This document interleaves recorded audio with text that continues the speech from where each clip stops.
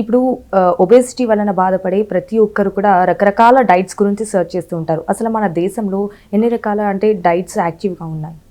చాలా రకాల డైట్స్ ఉంటాయి. లైక్ మనకి కీటో డైట్ అంటాము, లేకపోతే లో కార్బ్స్ డైట్ అంటాము.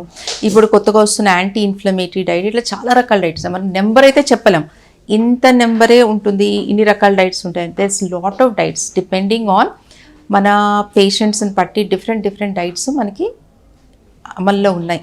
అంటే ఇప్పుడు బ్యాలెన్స్డ్ డైట్ అంటే ఏంటి? అంటే చాలా వరకు బ్యాలెన్స్ డైట్ అంటే మనం తీసుకునే ఆహారంలో ప్రతి న్యూట్రియంట్ దానికి ఒక బ్యాలెన్స్డ్గా ఉండడం, అంటే సరైన మోతాదుల్లో తీసుకోవడాన్ని బ్యాలెన్స్ డైట్ అంటారు.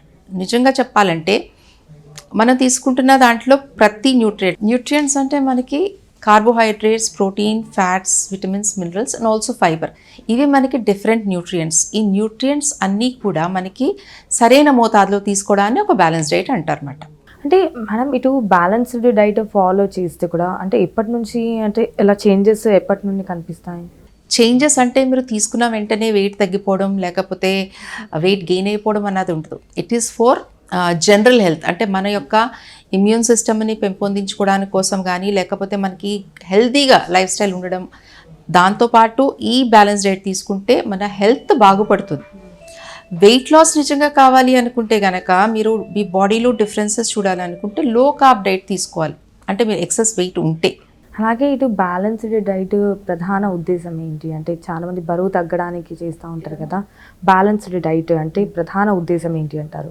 బ్యాలెన్స్ డైట్ అంటే యూజువల్గా మనకి NIN వాళ్ళు, అంటే నేషనల్ ఇన్స్టిట్యూట్ ఆఫ్ న్యూట్రిషన్ వాళ్ళు మోడల్ని మనకి చూపించారు. లైక్ ఒక 9 inches ప్లేట్ తీసుకుంటే దాంట్లో ఆల్మోస్ట్ 50% మీకు వెజిటబుల్స్, ఫ్రూట్స్తో నింపాలి. అది కూడా ఏంటంటే 3 వంతులు వెజిటబుల్స్, 1 వంతు ఫ్రూట్స్, లైక్ ఆ రేషియోలో తీసుకోవాలి. హాఫ్ ఆఫ్ ద ప్లేట్ మీకు నిండిపోతుంది.